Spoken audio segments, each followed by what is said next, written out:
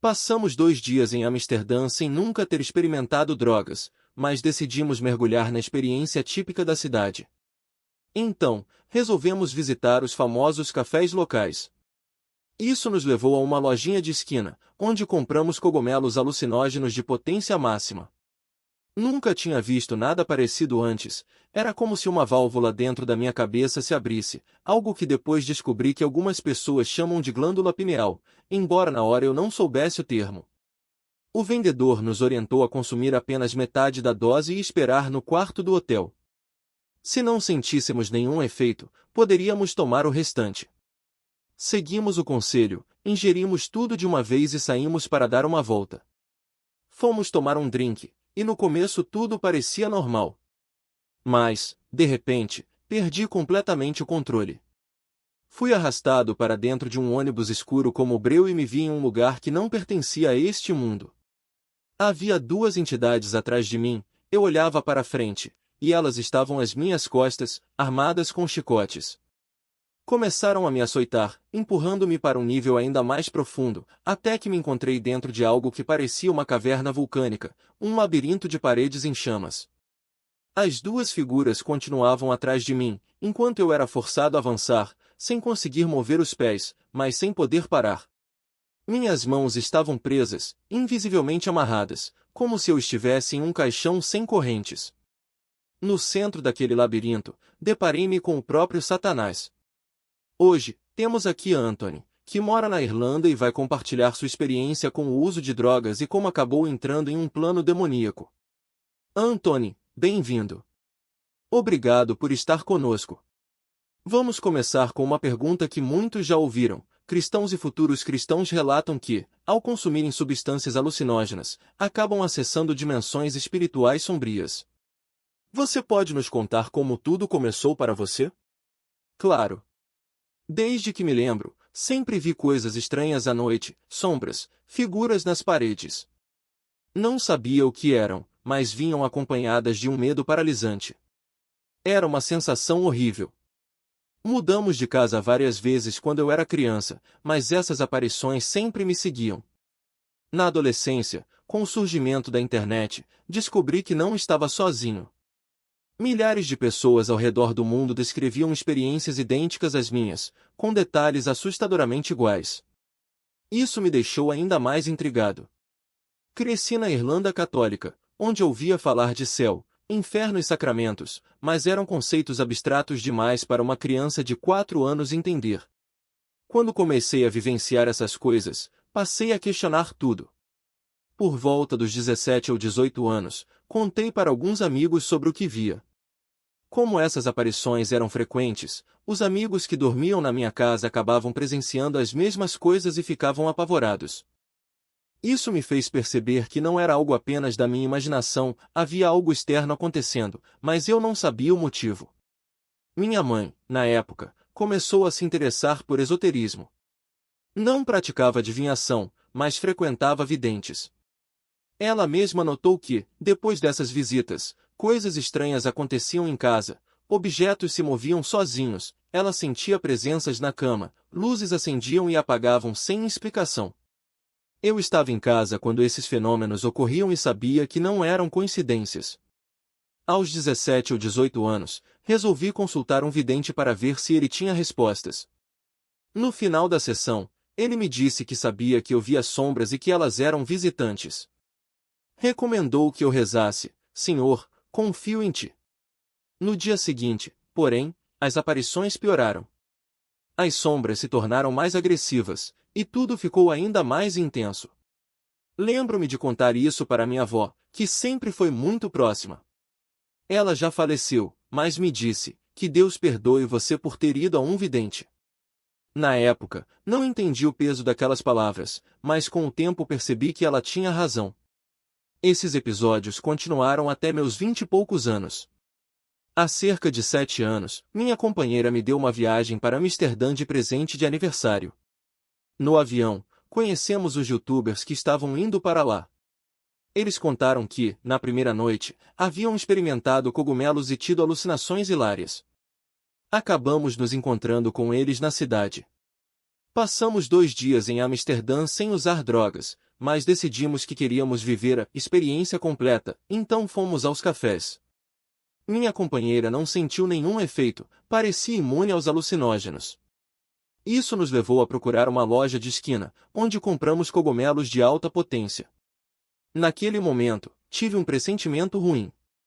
Era como se algo dentro de mim soubesse que aquilo poderia abrir portas para um lugar que eu não queria conhecer.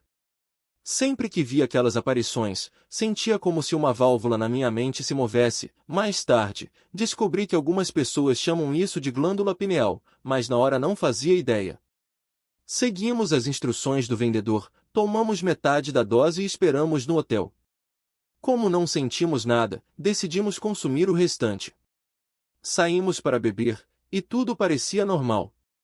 Minha companheira sugeriu que dessemos uma volta e depois voltássemos para o hotel, encerrando a experiência. Mas, em um café, de repente, o tempo parou. As pessoas andavam para frente e para trás como em um filme quebrado, a música travava, e o chão desapareceu sob meus pés, transformando-se em um buraco negro. Naquele instante, tive lucidez suficiente para perceber que precisávamos voltar para o quarto, antes que algo pior acontecesse. Chegar ao mesmo estado em que eu estava, nunca voltaríamos para casa. Então, pegamos um táxi e subimos para o quarto.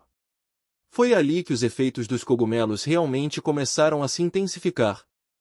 Por 1 ou 2 horas, consegui me manter estável, embora uma sensação estranha pairasse no ar.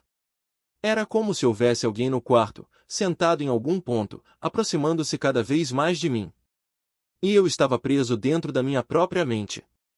Diferenciar alucinação de realidade se tornou quase impossível, porque a lucidez ainda estava lá. Não era como estar bêbado, onde tudo se confunde num borrão, era como se a mente estivesse vendo algo além do que os olhos podiam captar. De repente, tudo ao meu redor se transformou em um redemoinho. Eu sabia que, se fosse puxado para dentro dele, seria arrastado para baixo. Então, lutei com todas as minhas forças, nadando contra a corrente. Por um instante, pareceu que eu conseguiria escapar. Mas algo me fez hesitar, um segundo de dúvida, e foi o suficiente. Fui sugado para dentro de um abismo negro, um vazio absoluto. Caí em outro plano, um lugar que só posso descrever como um submundo. Havia 2 entidades atrás de mim. Eu estava de frente para uma direção, mas elas me observavam pelas costas, como se estivessem posicionadas atrás de mim, embora eu não pudesse me virar. Não conseguia me mover. Elas tinham chicotes e começaram a me açoitar. No quarto do hotel, meu corpo reagiu fisicamente, comecei a me levantar da cadeira, como se cada golpe me atingisse de verdade. A experiência se aprofundou ainda mais. Fui arrastado para dentro do que parecia uma caverna vulcânica.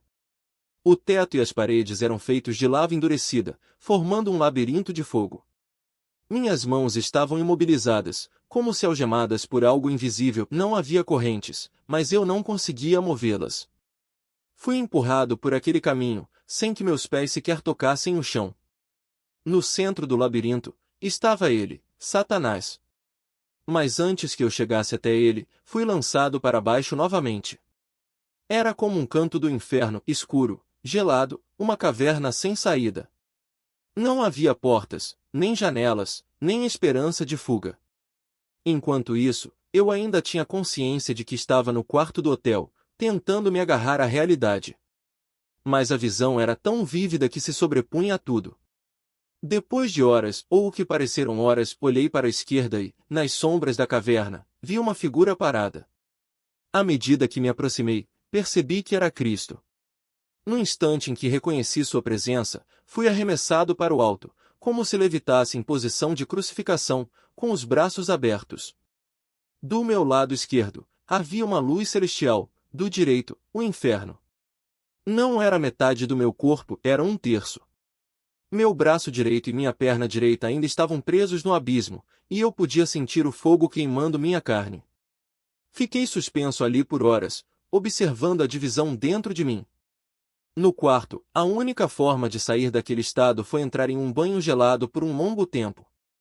A água fria me trouxe de volta, encerrando a experiência. Mas o impacto foi profundo.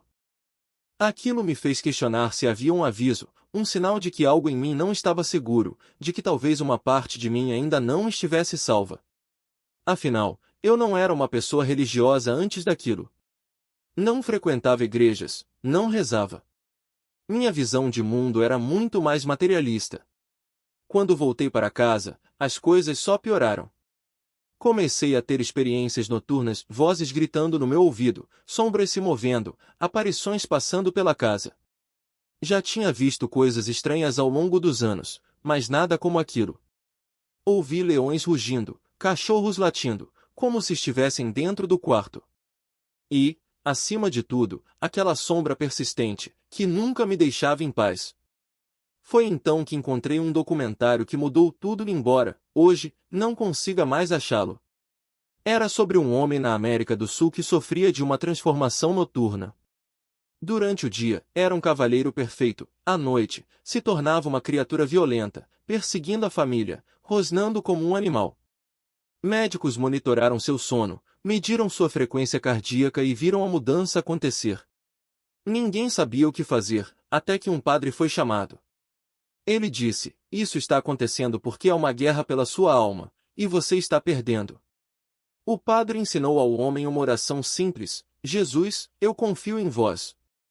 3 vezes.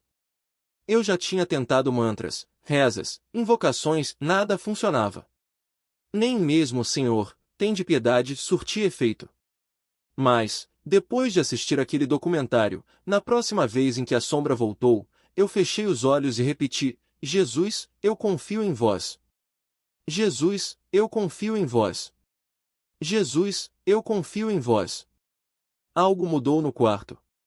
Não era uma luz física, mas uma presença, uma paz que preencheu o ambiente. Eu estava exausto, depois de noites e noites sem dormir, e, pela primeira vez em anos, caí em um sono profundo, de 7 ou 8 horas seguidas. No dia seguinte, liguei para minha avó. Sempre conversávamos, mas naquela manhã algo me dizia que algo importante tinha acontecido. Ela estava doente, e na noite anterior havia rezado para que alguém da família encontrasse seu caminho. Não disse muito, mas quando contei o que tinha vivido, ela entendeu. Pediu que eu comprasse 2 imagens, uma para mim e outra para casa. A que mais me marcou foi a de Jesus: "Eu confio em vós." Minha avó ligou para meu pai em lágrimas, dizendo: "Você não vai acreditar no que aconteceu com o Anthony." Ele sabia que eu estava passando por algo estranho, embora fosse ateu ou agnóstico. Mas, naquele momento, algo havia mudado. E eu sabia que precisava começar a estudar a Bíblia. Não conseguia me desvencilhar daquilo. Era como se uma força invisível me arrastasse para dentro daquela visão, mesmo sabendo que meu corpo ainda estava ali, no quarto. Minha mente estava presa em outro lugar, não era um sonho, nem um delírio passageiro. Era real demais para ser ignorado, intenso demais para ser apenas um efeito das substâncias. As imagens se desenrolavam como um filme projetado diretamente na minha consciência. Não eram alucinações aleatórias, havia uma narrativa, uma lógica interna que eu não conseguia explicar. E o mais estranho era a sensação de que aquilo não era só comigo. Ao longo dos anos, depois de compartilhar minha história, descobri que outras pessoas descreviam experiências quase idênticas, especialmente aquelas que, como eu, haviam passado por momentos de medo extremo ou desespero. Muitas delas mencionavam a mesma reação: o nome de Jesus parecia ser a única coisa que interrompia o que quer que estivesse acontecendo. Isso me intrigou. Por que um nome? Por que não uma oração longa, um ritual, uma fórmula específica? Era como se houvesse algo intrínseco naquela palavra, algo que transcende o significado religioso convencional.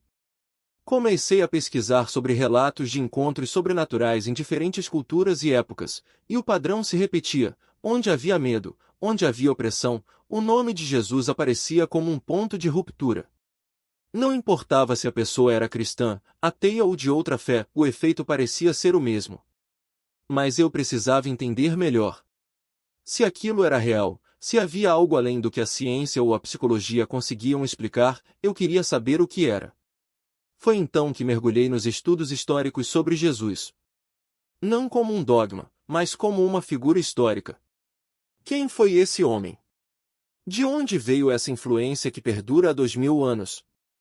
E por que, mesmo entre céticos, sua presença ainda provoca reações tão intensas?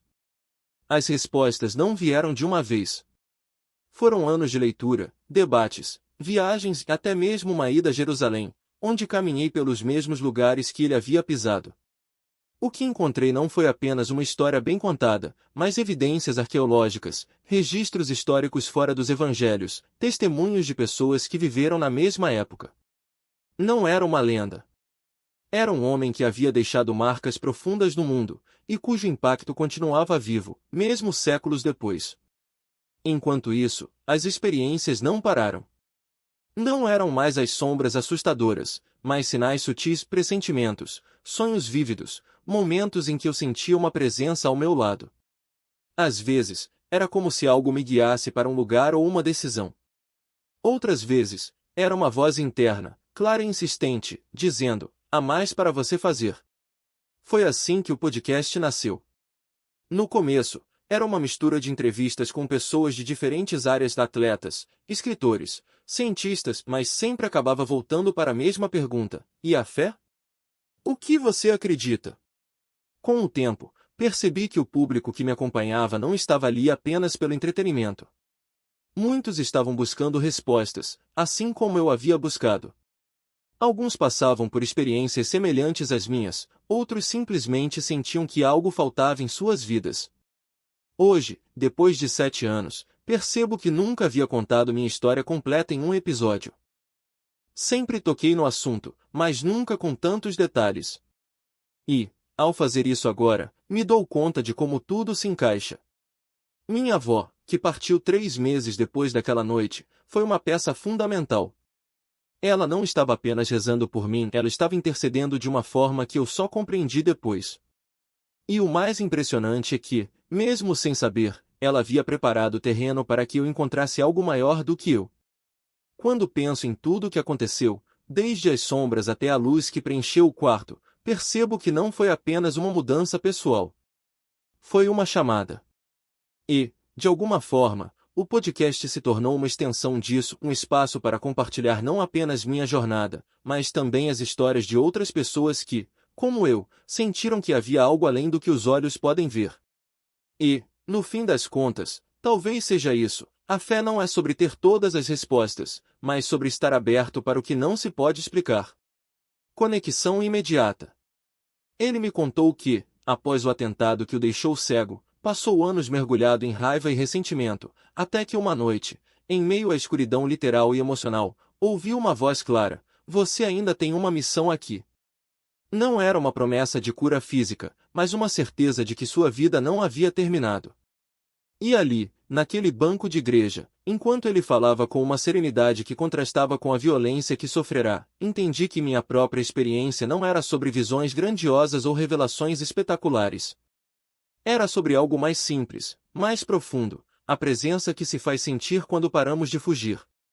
Aquela noite marcou o início de uma rotina que, para muitos, poderia parecer comum, mas para mim era revolucionária. Comecei a frequentar a missa não como um ritual vazio, mas como um encontro. Não era sobre dogmas ou regras, mas sobre aquele momento em que, ao cruzar a porta da igreja, senti o peso do mundo se dissipar. Não era mágica, era reconhecimento. Como se, ao entrar, eu dissesse: aqui, pelo menos, eu não preciso fingir que tenho tudo sob controle. E, curiosamente, era justamente ali que as coisas começavam a fazer sentido. Mas não foi um caminho linear. Houve dias em que a dúvida voltava, como uma onda que ameaça arrastar tudo. Lembro-me de uma manhã, depois de uma noite mal dormida, em que me peguei questionando: e se tudo isso for apenas uma projeção da minha mente? E se eu estiver me agarrando a uma ilusão porque é mais fácil do que encarar a realidade?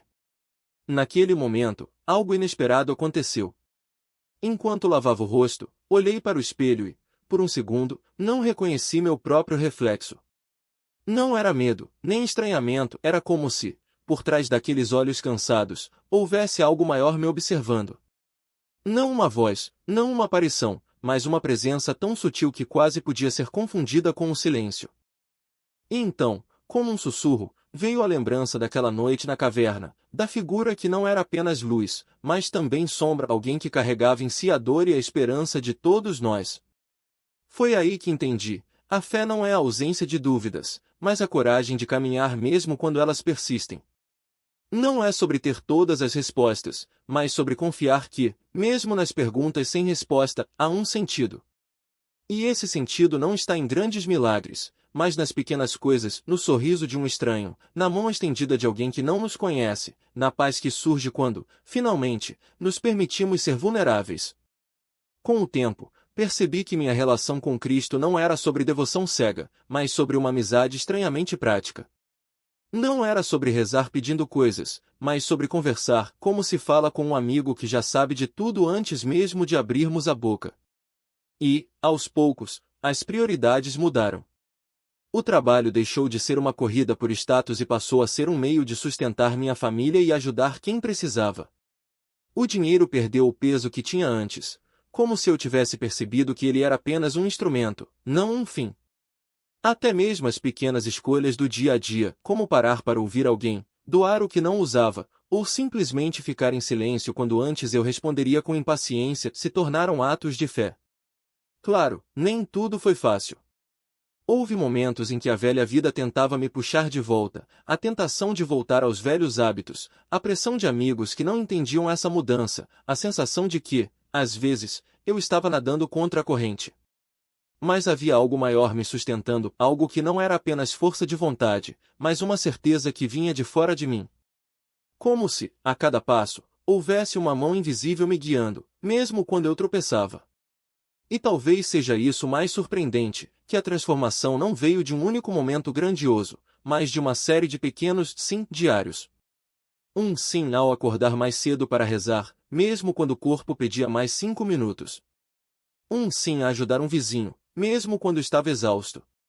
Um sim a perdoar alguém que me magoou, mesmo quando a raiva ainda latejava.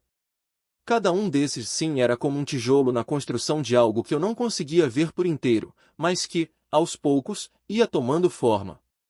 Hoje, quando olho para trás, vejo que aquela noite na caverna não foi o fim de nada, mas o começo de tudo. Não foi uma conversão instantânea, mas o primeiro passo de uma jornada que ainda estou trilhando. E o mais interessante é que, quanto mais caminho, mais percebo que não estou sozinho.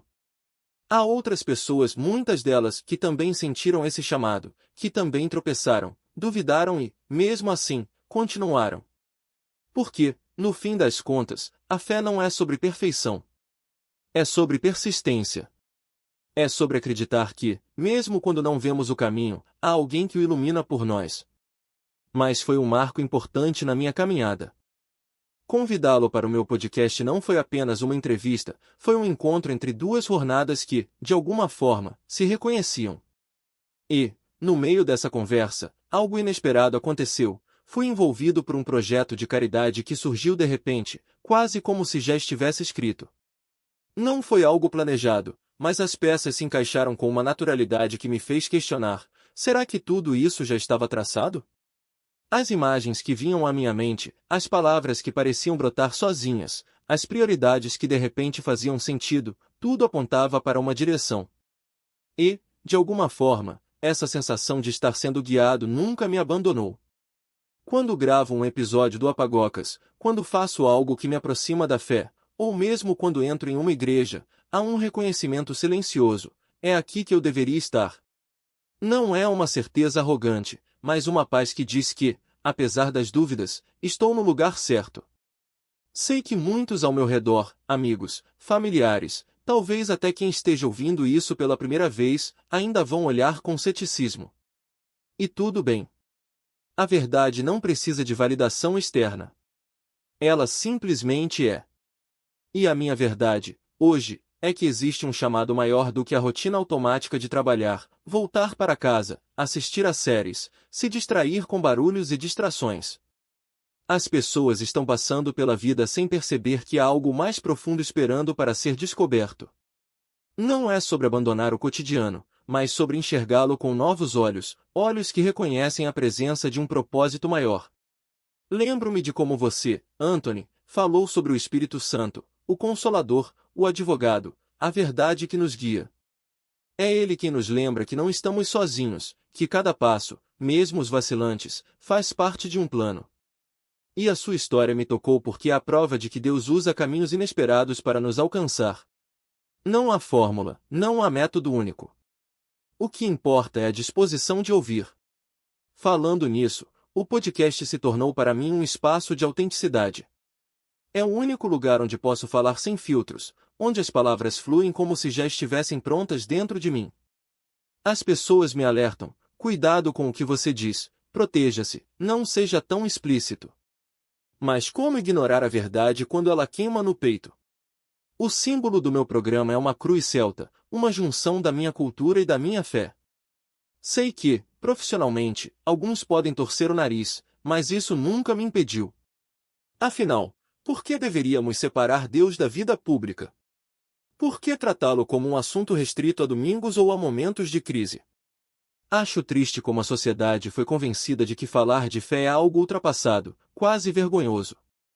Mas basta olhar ao redor, há pensadores, cientistas, filósofos, como Jordan Peterson, William Lane Craig, John Lennox, que estão reabrindo o debate. Eles não pregam no vácuo. Eles usam a razão, a ciência, a lógica para mostrar que as perguntas mais profundas da existência não podem ser respondidas apenas com materialismo. O Big Bang, a complexidade da vida, as experiências de quase morte, a consciência humana, os mistérios da oração, até mesmo a física quântica, tudo aponta para algo além do acaso. Não quero convencer ninguém a qualquer custo, mas sim reacender a conversa. Porque, no fundo, as pessoas estão sedentas por significado. E é isso que tento fazer no podcast, não pregar nas esquinas, mas abrir diálogos. Meu público são meus pares, minha geração, aqueles que cresceram ouvindo que Deus é um assunto superado. Quero mostrar que ele não é um conceito distante, mas uma presença viva, que pode, e deve, fazer parte do nosso dia a dia, mesmo em um mundo que parece cada vez mais hostil a essa ideia. O Espírito Santo fala de maneiras diferentes com cada um de nós, e é isso que torna a fé tão rica. Uns são chamados a evangelizar nas ruas, outros a ensinar, outros a criar arte, outros a servir em silêncio. O importante é reconhecer que todos temos um dom, e que esse dom não é para nós mesmos, mas para algo maior. Aliás, é curioso como as habilidades que desenvolvi ao longo da vida, edição, música, comunicação, agora servem a esse propósito. Às vezes me pergunto, será que Deus me deu esses talentos justamente para que eu os usasse assim? Não sou perfeito, ainda tropeço nas palavras, ainda preciso melhorar minha fluência, mas sei que cada tentativa é um passo. E talvez seja essa a beleza da jornada, não precisamos ter tudo resolvido para começar. Há uma profundidade na vida que muitos ignoram. Olhamos para as pessoas e julgamos suas escolhas, seus erros, suas lutas, sem perceber que cada um está em sua própria batalha. Todos somos almas tentando encontrar o caminho. Uns o encontram mais cedo, outros mais tarde, e alguns ainda nem sabem que estão perdidos. Mas e se, em vez de julgar, oferecêssemos uma mão? E se, em vez de fechar portas, começássemos a conversa com a mente aberta? Espero que, de alguma forma, minha história alcance quem está passando por isso, quem sente o peso da dúvida, quem enfrenta oposição por suas crenças, quem se sente sozinho na busca. Porque a verdade é que todos estamos em estágios diferentes da caminhada. O que é óbvio para mim pode ser um mistério para você, e vice-versa.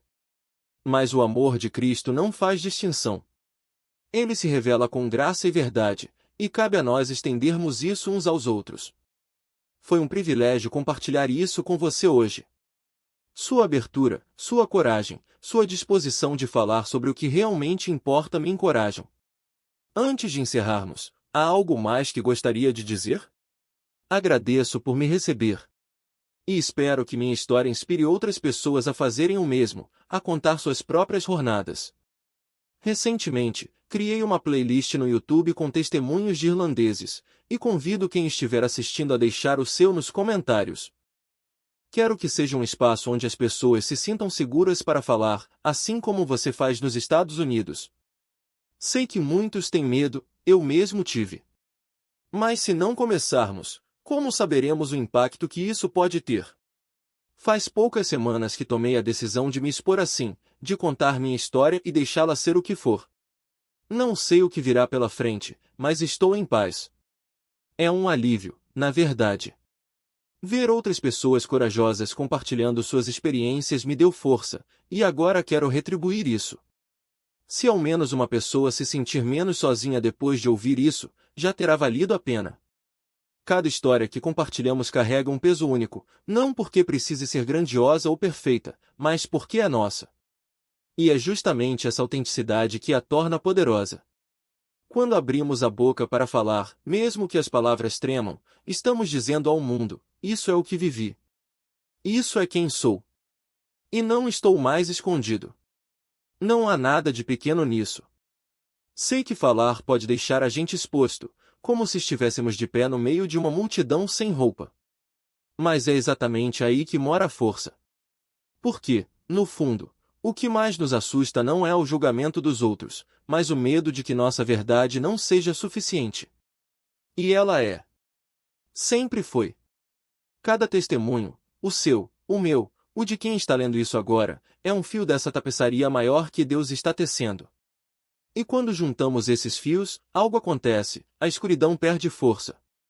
Lembro de uma passagem que sempre me vem à mente quando penso nisso: não há salvação em nenhum outro, pois debaixo do céu não há nenhum outro nome dado aos homens pelo qual devamos ser salvos. Atos 4:12. Não é sobre religião, dogmas ou regras. É sobre reconhecer que, quando nos agarramos a algo maior que nós mesmos, até o que parecia impossível se torna caminho. E esse caminho começa quando decidimos não mais nos calar. Por isso, fecho com uma oração que repito todos os dias, não por obrigação, mas porque ela me âncora.